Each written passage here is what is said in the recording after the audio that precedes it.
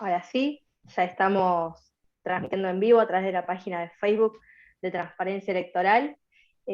Antes de comenzar, me voy a darles las bienvenidas a todos y a todas por estar acompañándonos en la presentación del informe del mes de marzo del Observatorio Legislativo de Cuba de Demo AMLAT, que en esta oportunidad aborda lo que es el análisis del anteproyecto de ley de amparo de los derechos constitucionales, que es una ley que pretende o que esperamos que le pueda otorgar a la ciudadanía la posibilidad de reclamar eh, la violación ante los tribunales, la violación de los derechos constitucionales, esperando la pertinente reparación o indemnización. En una primera instancia, este proyecto estaba planificado para que sea tratado hace ya 2 años, en septiembre del año 2020, pero con todo lo que fueron las modificaciones y los retrasos que fue sufriendo el programa legislativo, esta ley se retrasó 2 años. Recién tuvimos conocimiento de su texto en marzo del 2022 y se espera que sea tratada en los próximos periodos de sesiones. Como muchos proyectos que se presentan en la Asamblea, sabemos que presenta, que tiene una redacción que es ambigua y que por ese motivo preocupa y genera cierta incertidumbre, principalmente en el seno del activismo y del periodismo independiente, que puntualmente son quizás los que más sufren en primera instancia estas herramientas o el uso de estas herramientas por parte del régimen. Sin más preámbulos, me gustaría presentar a nuestros expositores de hoy. Nos están acompañando Joana Silano y Alain Espinosa. Para comenzar, le voy a dar la palabra a Joana. Joana es investigadora postdoctoral de la Universidad Nacional Autónoma de México, de la Escuela Nacional de Estudios Superiores de la Unidad de León. Además, es codirectora de Gobierno y Análisis Político y coordinadora de contenidos en Demo AMLAT. Joana, te escuchamos. Hola, muy buenas tardes a todas y todos. Muchísimas gracias, Brunella, por la presentación. Muchísimo gusto, Alain, de compartir espacio. Y justo les voy a hablar un poco de lo que tratamos de hacer en el Observatorio Legislativo de Cuba en la edición del mes de marzo. Como bien adelantaba Brunella, esta edición está marcadamente intencionada a tratar uno de los anteproyectos de ley, puede decirse, de los más esperados a partir de la reforma constitucional de 2019, porque recoge o debería recoger el anhelo, incluso desde la propia Academia Oficial Cubana, de hacer exigibles ante los tribunales los derechos constitucionales. Y ante un proyecto constitucional que tiene digamos, un capítulo de derechos mucho más desglosado, pues podría ser un reto interesante para el Estado. Entonces ha sido una de las leyes que más se ha esperado desde la ciudadanía, desde los activismos, incluso en la conversación en el mundo jurídico en Cuba. Entonces es el centro del análisis del proyecto, el anteproyecto en el informe de marzo. Lo que hicimos fue justamente tratar de navegar sobre el articulado de esta ley, y enunciar, seguramente Alain se va a centrar un poco más a detalle en el caso de esta ley, algunas preocupaciones y retos que vemos en la redacción del texto legal, conversando en todo momento con la realidad sociopolítica, entendiendo que el texto legal no es solamente lo que recoja la norma, sino las posibilidades de realización del texto legal a partir de los derechos y la posibilidad de exigir y ejercer derechos en el contexto sociopolítico actual de Cuba. Algunas cosas ya las ibas adelantando, o sea, podemos remarcar de manera general que repite la ambigüedad y limitación en la exigibilidad de derechos y en la redacción de la norma, ofrece una excesiva discrecionalidad a unos tribunales poco acostumbrados a la autonomía y a juzgar con amplitud de criterio, otorga muchísima discrecionalidad para aceptar o no, queda de ver incluso con el mandato constitucional en términos de cuáles son los derechos que van a poder ser exigidos, o sea, con una definición clara de cuáles derechos van a poder ser exigidos mediante este procedimiento de amparo a los derechos constitucionales. Y también queda de ver algo largamente debatido, y es la posibilidad de discutir la constitucionalidad de las normas, ¿no? Y era algo que también se esperaba, que pudiera haber una herramienta para discutir la constitucionalidad de las normas más allá de lo que sucede, el control de la constitucionalidad que se da durante el peculiar proceso legislativo. Aunque este fue el centro del informe, en el informe quisimos hacer notar, destacar dos temas pertinentes en temas legislativos. Por un lado, la presentación también durante este mes de la Ley de Soberanía Alimentaria y Seguridad Alimentaria y Nutricional.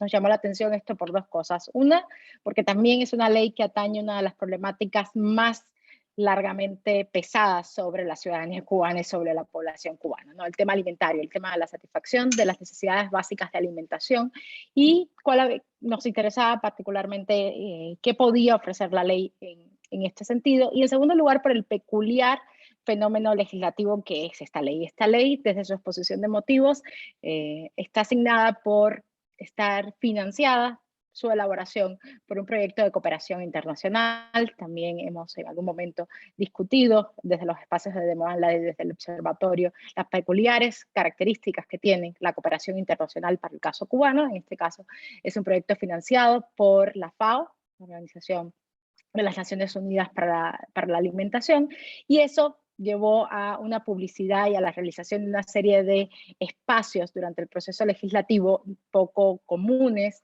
y nos interesaba visibilizar esta divergencia, es esta diferencia en procesos legislativos, comparándolo, por ejemplo, con el Código Penal o con esta misma ley. Por ejemplo, se realizaron audiencias, se realizaron reuniones con colectivos de cooperativistas, agricultores, cosa que no hemos visto en otras leyes que afectan derechos de la ciudadanía. Entonces, nos interesaba mucho contar un poco qué estaba pasando. Se ejerce con esta ley de soberanía alimentaria la facultad del artículo 68 de la ley de ordenamiento y funcionamiento de la Asamblea Nacional del Poder Popular, que otorga facultades a las comisiones de la Asamblea Nacional para abrir lo que se llama audiencias parlamentarias, audiencias públicas, una especie de juego con lo que son los parlamentos abiertos.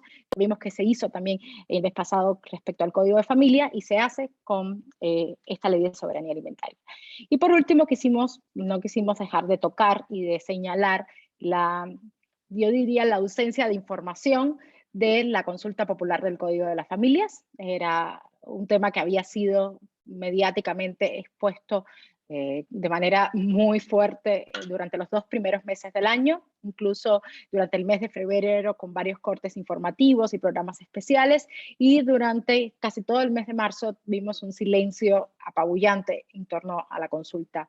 En el reporte de febrero, en el informe de febrero, recogimos las últimas estadísticas oficiales ofrecidas por el Consejo Nacional Electoral, que son del 12 de marzo, en una reunión con autoridades de la Asamblea Nacional del Poder Popular, y después de esa reunión, donde también se plantea la posibilidad, o se dice que se va a cambiar la estrategia de discusión popular, de la consulta popular del Código de Familias, pasando no solamente en los barrios, sino trasladándola a centros laborales, a centros educacionales, buscando mayor participación e involucramiento de la ciudadanía. Tenemos una opacidad total y un silencio informativo sobre de qué manera se ha seguido llevando esta consulta popular, qué ha pasado en los centros laborales, qué ha pasado en las escuelas, ni siquiera en los barrios. Si rastreas utilizando una herramienta básica de Google, de buscador de Google con herramientas, noticias sobre la divulgación sobre la consulta popular del Código de las Familias, tienes que los últimos datos oficiales son del 12 de marzo, o sea, tienen más de un mes, y que las notas que aparecen son notas muy sueltas y un par de notas referentes a la consulta en el exterior, en las sedes diplomáticas cubanas, que finalizó la semana pasada, y pues hay un par de reportes del MINREX y de que finalizó esta consulta. Ni siquiera el Consejo Nacional Electoral ha actualizado en su página de noticias información. Entonces nos parecía importante remarcar esto, que en un proceso tan importante como la consulta popular del Código de Familias no teníamos datos ni información durante estas semanas. Entonces yo lo dejaría hasta acá, porque sé que lo más importante siempre es dejar espacio para preguntas y respuestas, y también para escuchar a Alain, por supuesto. Muchas gracias, Joana. Sí, es muy importante eso que remarcabas recién, ¿no? Desde un principio se resaltó esto de la falta de información ya de por sí dentro de lo que es el proceso. Lo veníamos hablando tanto en los informes del observatorio como en los informes semanales que salen desde Demoamblat, y de esta opacidad en cuanto a los criterios que se utilizan, de qué propuestas se toman en cuenta, cuáles se descartan, y aún así dentro de la poca información que había, ahora tenemos mucha menos hace un mes que no se conoce cómo avanzó ese proceso, y que era el único proceso del que se venía comunicando prácticamente. Así que muchas gracias, como siempre es un placer escucharte.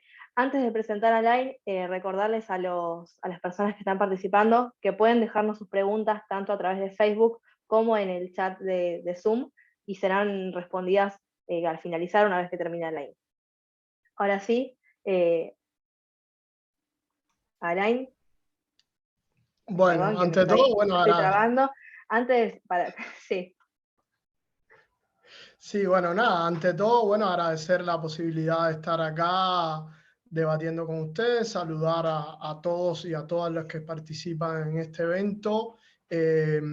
Bueno, me place mucho la introducción o el informe que ha hecho Joana en este tema, y coincido plenamente con muchas de las cuestiones que venían planteando dentro del entorno cubano, sobre todo con la falta de información. ¿Sí? Antes de que empieces por ir con tu exposición, me gustaría presentarte, porque por ahí nosotros te conocemos, pero muchos de los que están participando capaz no, así como la presenté a Joana. Alain es licenciado en Derecho, es abogado del Grupo Cubalex y defensor de los derechos humanos. Allí también la importancia que tiene con relación a este proyecto, su opinión y su mirada. Ahora sí. Dale, bueno, nada, como venía planteando, bueno, todo esto que anteriormente planteaba Joana dentro de todo el entorno cubano, de la falta de opacidad, la falta de información, la falta de divulgación real de cuáles son las legislaciones, de cuál es el espíritu de estas legislaciones y cuáles pueden ser las consecuencias, tanto positivas como negativas, que puede tener para la sociedad civil. Yo, respecto de esta ley de defensa de los derechos constitucionales, me gustaría tener un poco más de ilusiones, pero desafortunadamente de la redacción y del análisis de la misma me tengo que plantear un tanto pesimista. Y digo pesimista, ¿por qué? Porque yo creo que cualquier legislación tiene que ser analizada dentro del contexto social en el que ocurre. Y el contexto social cubano es un contexto social muy desfavorable para las personas y para la defensa de los derechos humanos.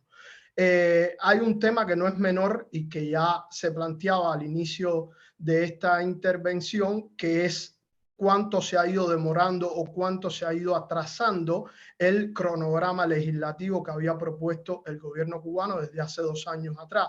Y esto no es producto de la casualidad. Si nosotros hacemos un análisis, podemos ver que todas las leyes o todos los anteproyectos de leyes que prevén garantizar o la defensa de algún tipo de derechos humanos han sido postergados y dilatados de manera extremada en el tiempo, y en todo ese interín hemos sido testigos presenciales de cómo el gobierno cubano ha ido desarrollando y aprobando toda una batería legislativa dedicada prácticamente a cercenar y a limitar los derechos humanos de la mayor manera posible. En cuanto a esta ley puntual, bueno, yo creo que básicamente esta ley lo que viene a cubrir es un vacío que databa del año 1973, y esto es algo que incluso ellos reconocen en esta suerte de fundamento que dan del anteproyecto, que fue cuando se suprimió la jurisdicción constitucional en Cuba, jurisdicción constitucional que el único antecedente que tenía data de 1940 o de la Constitución de 1940, y una vez que este gobierno llegó al poder, bueno, pues la suprimió de manera total.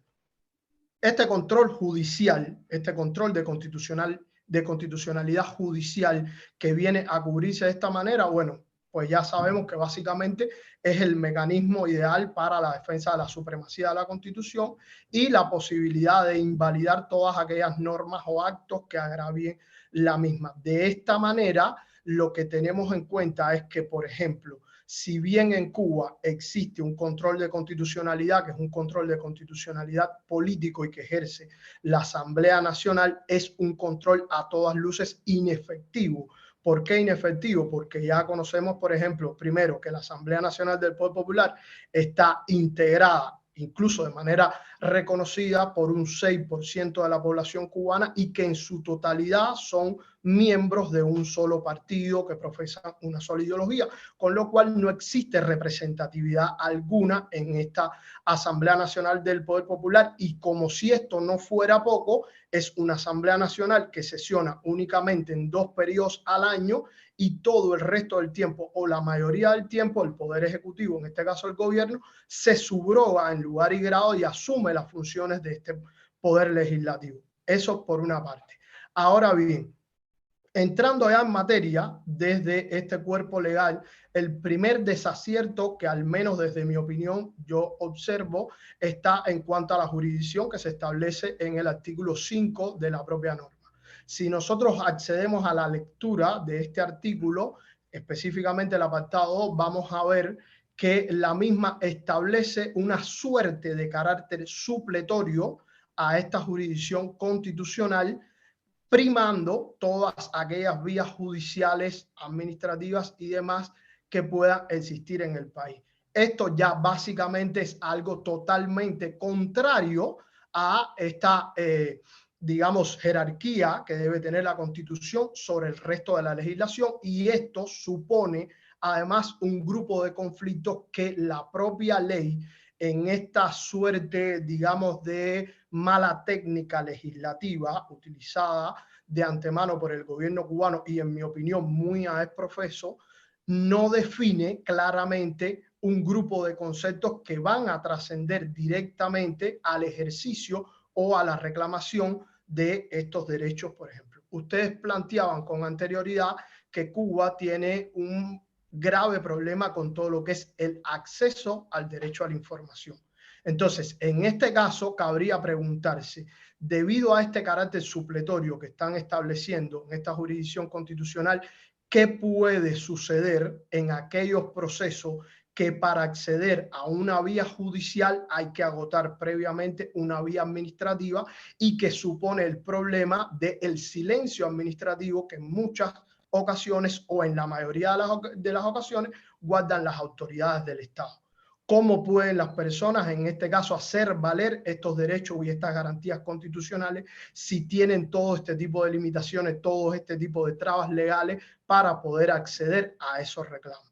Se me ocurre, por ejemplo, poner algo que está muy de moda, el caso de Anamely Ramos. Anamely Ramos es una persona que, como ya sabemos, se le ha vulnerado de manera flagrante su derecho a entrar al país en su condición de ciudadana, y además de eso se le ha vulnerado su derecho a la información, porque la hemos visto muchas veces exigiendo el auto que fundamenta esta prohibición de ingreso al país para poder recurrirlo, e incluso ninguna de las autoridades cubanas con sede en Estados Unidos ha sido capaz ni siquiera de atenderla. Entonces, este es un ejemplo claro de cómo, a pesar de que existe esta ley, este carácter supletorio que se le intenta dar a esta jurisdicción iría o sería totalmente contrario a la defensa de los derechos y de las garantías constitucionales que le asisten a la persona. Una de las cosas que llama la atención también en este aspecto es que establecen que únicamente se puede vulnerar o adulterar de alguna manera esta prelación o esta supletoriedad cuando existe una trascendencia jurídico-social de esta vulneración alegada, pero no se define en modo alguno qué consideran esa trascendencia o cómo se apreciaría esa trascendencia, con lo cual, una vez más, dan la posibilidad de que el análisis de la misma sea totalmente discrecional. Además, discrecional en un contexto donde ya hemos visto que no existe separación de poderes, en un contexto donde incluso el propio presidente de manera expresa reconoció de alguna manera en lo que él llamó una unidad de poderes, esta subordinación del poder ejecutivo, del poder judicial, disculpen, al poder ejecutivo. Entonces, en este caso, esta discrecionalidad seguramente va a ir directamente en detrimento del ejercicio de estos derechos constitucionales, y por supuesto va a agudizar la vulnerabilidad que pueden tener los ciudadanos en este caso. Si bien se establece un grupo de medidas cautelares en estos casos, considero, o en este caso consideramos desde la organización con los análisis que hemos hecho, que no es suficiente para poder garantizar de manera efectiva todos estos derechos que supuestamente esta ley debería venir a reclamar o garantizar, y valga la redundancia. Otra de las cosas que llama mucho la atención es, una vez más, la discrecionalidad que ponen en cuanto a los procesos, en cuanto a la admisibilidad de las posibles audiencias, la admisibilidad de las posibles pruebas, de cómo fallar de acuerdo a la misma, algo que a todas luces transgrede también los principios que rigen la función judicial, como puede ser en este caso la imparcialidad, la transparencia, y además de esto también trasciende a todo lo que es la función de control que la ciudadanía puede hacer del ejercicio de esta acción judicial por parte de los jueces. Esto, en este caso, lógicamente también trascendería a este ejercicio de los derechos. Otra de las cosas que nos llama mucho la atención es la vía recursiva que pretende o que establece esta norma legal, que es una vía recursiva que, si bien ya desde el punto de vista material hemos dejado bien claro que existe un marcado conflicto de intereses, se refuerza, al menos en mi opinión, de la lectura o de lo que intenta establecer este anteproyecto de ley, sobre todo en cuanto a las disposiciones que emanan de las salas del Tribunal Supremo, que básicamente estos recursos los entraría a conocer otra sala del Tribunal Supremo, lo cual supone a ciencia cierta un conflicto de intereses muy grande. Convengamos que es el Tribunal Supremo quien dicta las medidas para la interpretación general de la ley en Cuba y demás. Con lo cual, si el Tribunal Supremo está adoptando una decisión, es extremadamente improbable que una sala de ese propio tribunal vaya a fallar o vaya a ir en contra de los designios de la sala que en primera instancia falló. Y esto básicamente lo que va a hacer es vulnerar o limitar y cercenar aún más todas las garantías constitucionales. Una de las cosas que también a mí me llamaba la atención de la lectura de este caso es que, por ejemplo, una de las causales que ponen o uno de los argumentos o justificaciones que cotidianamente utiliza el gobierno cubano, y en este caso en la función legislativa, son las cuestiones relativas a la defensa nacional, las medidas de situaciones excepcionales y demás, que se establecen puntualmente en el artículo 6 de este proyecto de ley. Pero, sin embargo, en modo alguno en la legislación se hace algún tipo de legislación o de alusión, y disculpen, a las obligaciones que ha contraído Cuba como Estado mediante la firma de los tratados internacionales de reconocer, respetar y reponer todos aquellos derechos. No se hace alusión tampoco a qué sucedería, por ejemplo, en los casos de los derechos que aún en situaciones de excepcionalidad no se pueden suspender. Y tampoco se hace alusión alguna a todo lo que tiene que ver con la obligatoriedad que le asiste al Estado cubano de informar y fundamentar todas estas declaraciones de excepción ante los órganos y organismos de tratados internacionales, con lo cual queda una laguna legal muy grande que no podemos determinar cómo se van a resolver, ni podemos determinar cuáles son los mecanismos o los resortes jurídicos que podemos tener en este sentido para oponernos y de alguna manera, bueno, pues poder hacer valer los derechos que nos asisten como seres humanos. A grosso modo, yo creo que estas son las principales falencias que se pueden observar de este proyecto o de este anteproyecto de ley de defensa de los derechos constitucionales.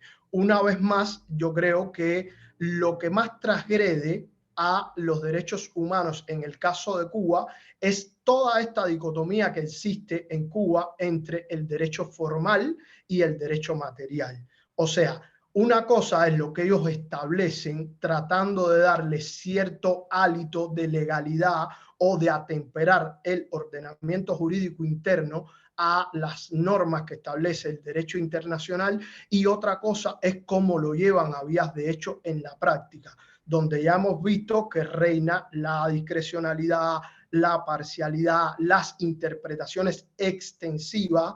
Básicamente estamos tratando de establecer una legislación que garantice derechos constitucionales, pero de una constitución que a todas luces es ambigua, de una constitución que a través del artículo 4 y 5 establece una irrevocabilidad de un orden político social y establece la posibilidad de la defensa de este orden político y social, incluso incitando a lo que claramente es una guerra civil entre los diferentes personas o los diferentes ciudadanos que integran la sociedad cubana. Entonces, en ese sentido, yo creo que ya desde el espíritu de la ley es una ley que viene con fallos, o que su espíritu no es sencillamente garantizar los derechos constitucionales, sino que es más bien hacer ver de alguna manera que tenemos un ordenamiento jurídico interno que se corresponde con los estándares internacionales de derechos humanos.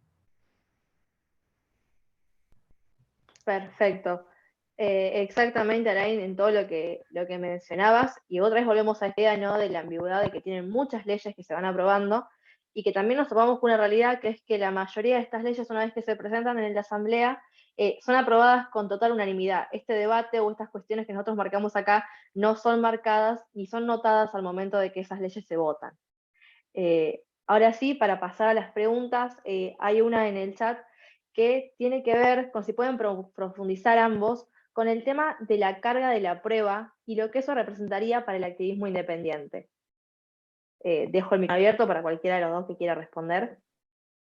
Rapidito, porque creo que Alain lo mencionaba, un tema importante en la carga de la prueba justamente es la discrecionalidad que tienen, el que ofrece la propia norma a los tribunales, a los jueces, para aceptar o no, o incluso fallar sin aceptar pruebas, porque ahí cuando lees la letra, de hecho da la posibilidad de que definitivamente se abstenga incluso de revisar pruebas y pueda emitir un pronunciamiento o desechar un procedimiento sin evaluar pruebas. Entonces ahí tienes un punto.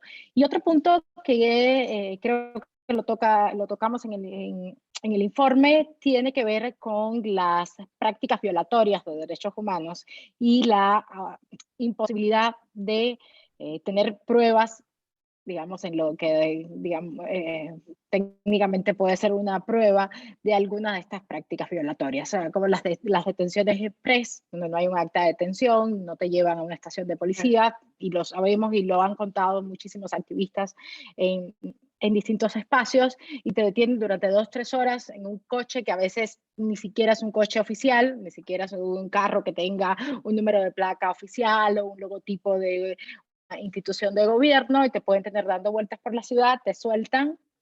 La utilización de nombres y sobrenombres de los agentes que tratan, sobre todo con activistas, defensores de derechos humanos, con líderes de la oposición, que muchas veces no utilizan su nombre, no están obligados a identificarse. Entonces, pues sí, me vino a visitar a alguien, pero ni siquiera, o alguien me impidió la salida, algo que vemos también muy común, sobre todo en el caso de los periodistas, que es común. Y, por ejemplo, Luz siempre trata de dejar constancia de cuándo le pasa, pero por un lado no la dejan filmarle la cara a la persona, por otro lado esa persona no se identifica, no le enseña ningún documento. Entonces Luz, al día que va a salir y vaya a ir a un tribunal, puede decir, eso sí, ¿quién te pidió la salida? Pues un señor que me dijo tal nombre, pero quién sabe si ese sea su nombre, ¿no? Y que pertenecía a tal institución, pero que no me enseñó ningún documento. ¿Y cuál es la prueba? Pues yo a lo mejor le pude filmar los pies, pero ¿quién me dice que esos pies son de ese día? ¿No?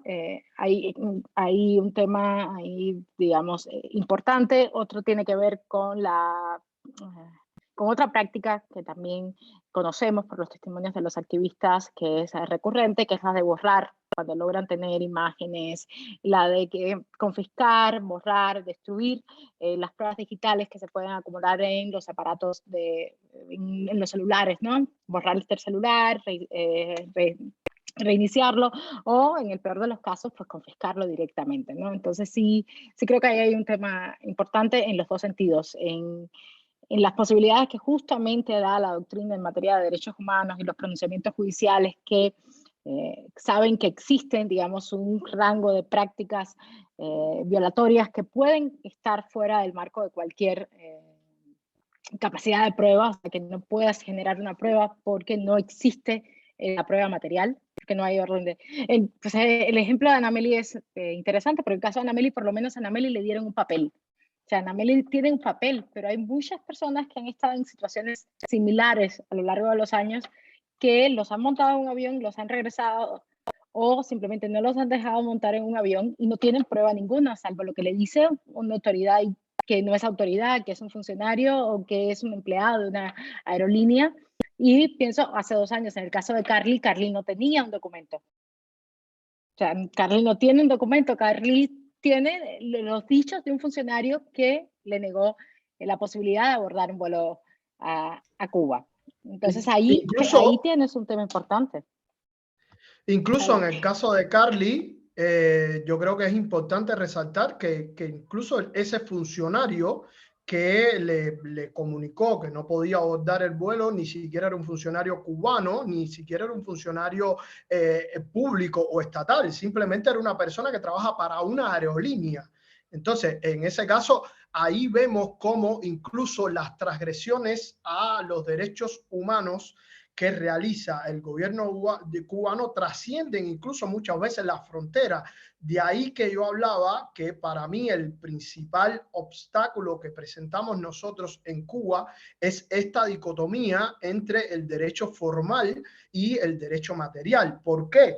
Porque si nosotros vamos al origen legal, por supuesto que sí, a cada parte le incumbe probar los dichos que tiene cada uno o los fundamentos que intenta oponer a los dichos del otro. Ahora bien, cuando nosotros vamos a la práctica, nos damos cuenta que los jueces hacen interpretaciones extensivas en las cuales declaran, por ejemplo, sí, probado que en fecha tal X personas cometió un delito de desobediencia, vamos a poner, pero no entran al fondo, no entran a ver si esa desobediencia se tipificó a punto de partida de que esa orden que estaba dando el funcionario público se correspondiera con las funciones que la ley dictamina para su ejercicio, que es donde debería entrar un juez realmente. Entonces, la parcialidad, las interpretaciones extensivas, la falta de apreciación de pruebas, una de las cosas que hemos observado tradicional o en los últimos tiempos en todos estos procesos derivados de la manifestación pacífica del 11J es que, por ejemplo, hemos visto que los procesos judiciales se han llevado a cabo con una carga probatoria de parte de la Fiscalía o del Estado enorme, pero una carga probatoria que en su gran mayoría son testificales de los propios agentes de la autoridad que violentaron los derechos. Y sin embargo, de la parte de los imputados, de los acusados, la carga probatoria que admiten es mínima. Incluso han llegado a limitar el número de testigos. Testigos que previamente en muchos casos son intimidados de acuerdo a esta falta de transparencia, a esta opacidad que caracteriza al Estado cubano a través de los agentes de la seguridad del Estado, que ya sabemos que ocultan su identidad, que van más allá.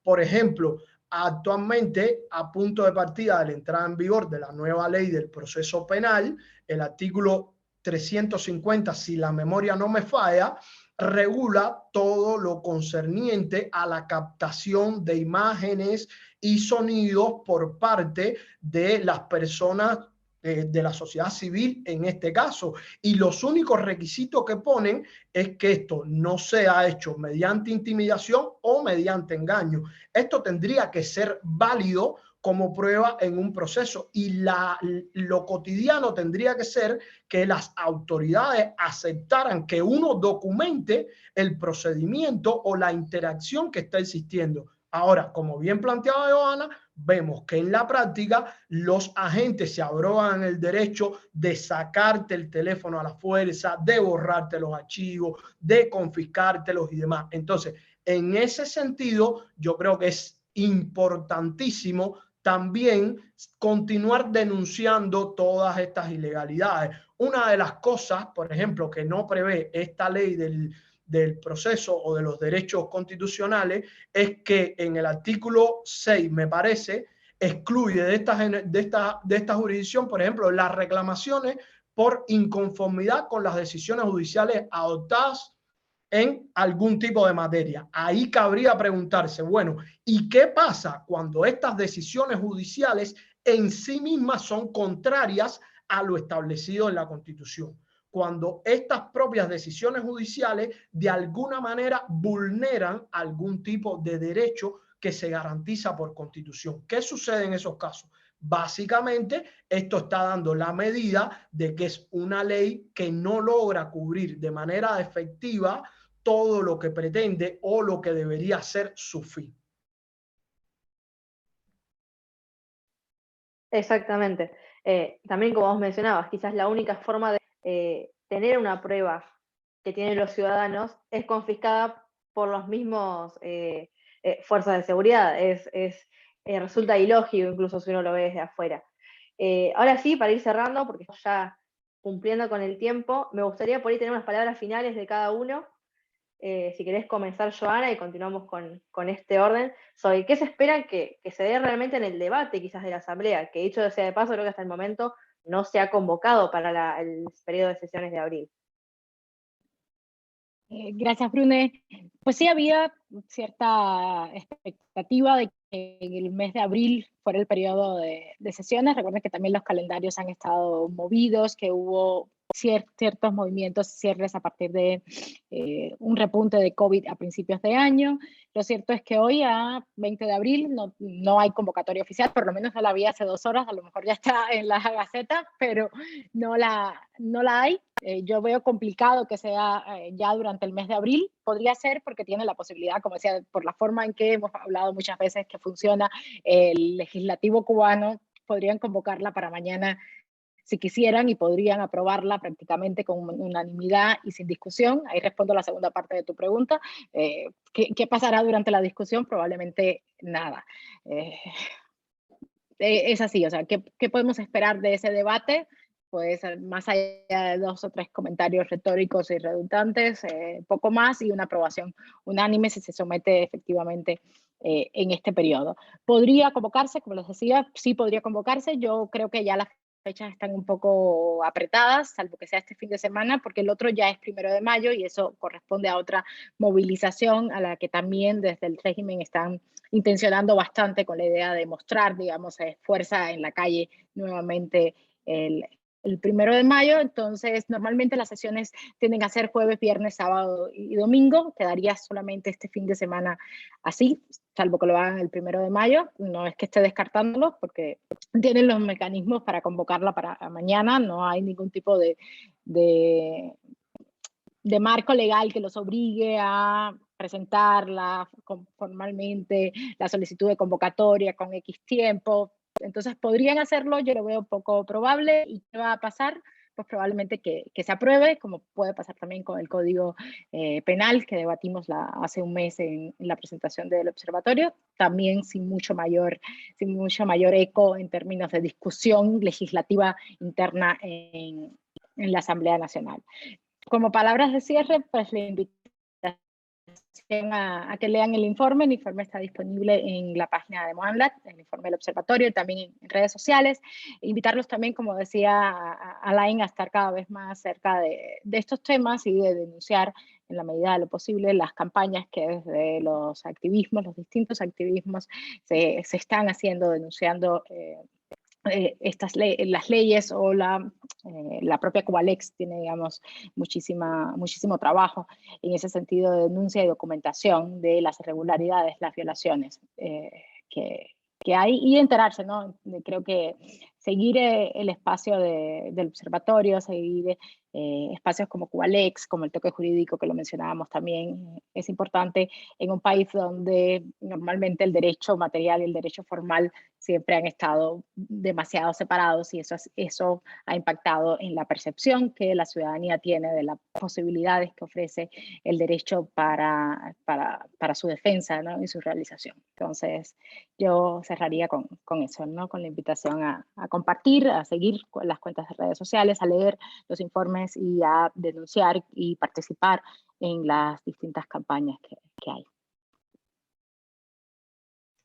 Bueno, yo desde mi parte, un poco coincidir con Joana. ¿Qué esperar de esto? Bueno, mucho no hay para esperar. Yo creo que ni siquiera existe un debate en la Asamblea Nacional o una discusión para la supuesta aprobación de este proyecto de ley, sino que es un mero trámite formal, digamos, para agotar toda la parte procesal que establece en este caso la Constitución y los demás cuerpos legales en cuanto a la aprobación de normas, pero realmente esto estamos convencidos de que es algo que lo van a aprobar y lo van a aprobar por mayoría, y en el que simplemente en la sesión se dedicarán un grupo de autoridades, digamos, en este caso, a instalar el concepto que ellos quieren que exista o que se divulgue dentro de la ciudadanía de lo que vendría siendo esta ley y no realmente lo que es o lo que puede llegar a ser. Eso por una parte. Después, a modo de conclusiones, bueno, ante todo, incitar a que sí, que consulten, que lean el informe que se ha desarrollado, que traten de informarse sobre todo, tanto a través de espacios como este, de los diferentes espacios que llevan a cabo todas las organizaciones de la sociedad civil, dígase Demon AMLA, dígase Cubalex, el resto de las organizaciones que pueden existir, que realmente llevemos a plano de la conciencia la obligación que nos asiste como sociedad civil y como seres humanos de ejercer nuestros derechos. Tratar de ejercer nuestros derechos, tratar de recopilar información, tratar de denunciar todos aquellos actos contrarios o violatorios de los derechos que tengamos conocimiento, tratar de crear herramientas o de buscar herramientas que nos ayuden a presionar para obligar a que se garanticen, a que se respeten estos derechos, tanto en Cuba como en el resto del mundo. En este caso nos compete Cuba porque es con quien estamos trabajando, pero bueno, yo creo que esto tiene que ser una práctica común para todas las personas. Y bueno, nada, en este caso tratar de leer los anteproyectos, tratar de buscar información, tratar de buscar asesoría y de esta forma tratar de ver cuáles son los mecanismos o las herramientas efectivas que podemos tener para oponernos o para alguna manera denunciar la inconstitucionalidad y la inconvencionalidad de los mismos. Muchísimas gracias, Alain, muchísimas gracias, Joana, por acompañarnos hoy, por acompañar cada iniciativa de Demo AMLAT y de Transparencias. En el chat les dejé para los participantes el link para la descarga del informe. Pueden encontrar el informe del mes de marzo como informes anteriores que pueden consultar sobre diferentes temas y diferentes proyectos. Gracias a quienes nos estuvieron escuchando y acompañando. También el video queda guardado por si alguien lo quiere volver a ver en la página de Facebook. Seguramente se va a estar publicando en los próximos días. Sin nada más que agregar, muchísimas gracias a todos. Muchas gracias. Muchísimas gracias a todas y todos.